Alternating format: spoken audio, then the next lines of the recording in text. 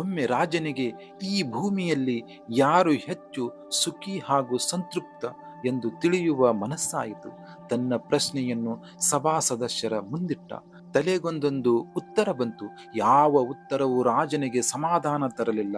ತನ್ನನ್ನು ಕಾಡುತ್ತಿರುವ ಪ್ರಶ್ನೆಗೆ ಹೇಗಾದರೂ ಉತ್ತರ ಕಂಡುಕೊಳ್ಳಬೇಕೆಂದು ತವಕದಿಂದ ರಾಜ ಮಾರುವೇಷದಲ್ಲಿ ಸಂಚಾರ ಹೊರಟ.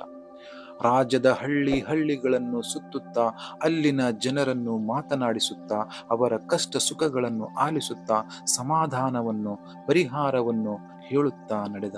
ಒಂದು ರಾತ್ರಿ ದೂರದ ಹಳ್ಳಿಯೊಂದರ ಜಗಲಿಯಲ್ಲಿ ಕುಳಿತು ಆನಂದದಿಂದ ಹಾಡುತ್ತಿದ್ದ ರೈತನೊಬ್ಬ ಕಾಣಿಸಿದ. ಮಾರುವೇಷದಲ್ಲಿದ್ದ ರಾಜನಿಗೆ ಆತನನ್ನು ಕಂಡು ಆಶ್ಚರ್ಯವಾಯಿತು. ಆತನ ಕುಶಲ ವಿಚಾರಿಸಿದ. ಬಹಳ ಸಂತೋಷದಿಂದ ಹಾಡುತ್ತಿರುವ ಕಾರಣ ಕೇಳಿದ.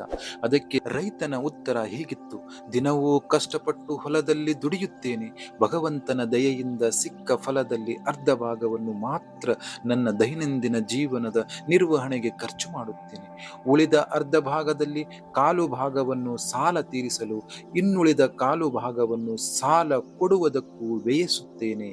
ಹೀಗಾಗಿ ನನ್ನ ಆದಾಯದ ಮಿತಿಯಲ್ಲಿ ನಾನು ಜೀವಿಸುತ್ತಾ ನನ್ನ ಕುಟುಂಬದವರೊಟ್ಟಿಗೆ ಸುಖ ಸಂತೋಷದಿಂದಿದ್ದೇನೆ ಎಂದ. ರೈತನ ಈ ಮಾತು ರಾಜನಿಗೆ ಒಗಟಾಗಿ ಕಂಡಿತು.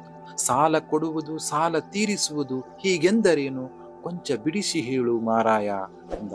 ರಾಜನ ಮಾತಿಗೆ ನಗುತ್ತಾ ರೈತನೆಂದ, ಸಾಲ ಕೊಡುವುದೆಂದರೆ ನನ್ನ ದುಡಿಮೆಯ ಕಾಲು ಭಾಗವನ್ನು ನಾನು ನನ್ನ ತಂದೆ ತಾಯಿಯರನ್ನು ಸಾಕಲು ವ್ಯಯಿಸುತ್ತಿದ್ದೇನೆ. ಕಾರಣ, ಅವರು ನನ್ನನ್ನು ತಮ್ಮ ಕಷ್ಟದಲ್ಲೂ ನನ್ನನ್ನು ಸಾಕಿ ಸಲಹಿ ದೊಡ್ಡವನನ್ನಾಗಿ ಮಾಡಿದ್ದಾರೆ. ಅವರ ಋಣ ನನ್ನ ಮೇಲಿದೆ. ಹೀಗಾಗಿ ವೃದ್ಧರಾದ ಅವರನ್ನು ನೋಡಿಕೊಳ್ಳುವುದು ನನ್ನ ಹೊಣೆ. ಇದು ನಾನು ಪಡೆದ ಸಾಲ ತೀರಿಸುವ ರೀತಿ. ನಿಮ್ಮ ಅನುಮಾನ ಸಾಲ ಕೊಡುವ ಕುರಿತದ್ದು. ಅದು ಹೀಗೆಯೇ. ನಾನು ನನ್ನ ಮಕ್ಕಳನ್ನು ಸಾಕಿ ಸಲಹಿ ಸಶಕ್ತರನ್ನಾಗಿ ಮಾಡುತ್ತಿದ್ದೇನೆ. ಇದು ಒಂದು ರೀತಿಯ ಸಾಲ ಕೊಟ್ಟಂತೆ. ಅಂದರೆ ಅವರು ಮುಂದೆ ನನಗೆ ಮತ್ತು ನನ್ನ ಹೆಂಡತಿಗೆ ವಯಸ್ಸಾದಾಗ ದಿಕ್ಕಾಗುತ್ತಾರೆ. ಇನ್ನು ಉಳಿದ ಅರ್ಧ ಭಾಗದಲ್ಲಿ ನನ್ನ ದೈನಂದಿನ ಜೀವನ ಹೇಗೋ ಸಾಗುತ್ತದೆ. ಹೀಗಾಗಿ ನನ್ನ ನೆಮ್ಮದಿಯ ಜೀವನಕ್ಕೆ ಭಂಗವಿಲ್ಲ ಎಂದು ನಗೆ ಬೀರಿದ.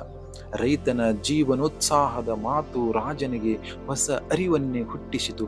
ಸರಳ ಜೀವನ ಹಾಗೂ ಇದ್ದುದರಲ್ಲಿ ಜೀವನ ತೃಪ್ತಿ ಹೊಂದುವ ಗುಣ ಇವೇ ಬದುಕಿನ ಸುಖ ಸಂತೋಷದ ಮೂಲ ಎನ್ನುವ ಸತ್ಯ ಗೊತ್ತಾಯಿತು.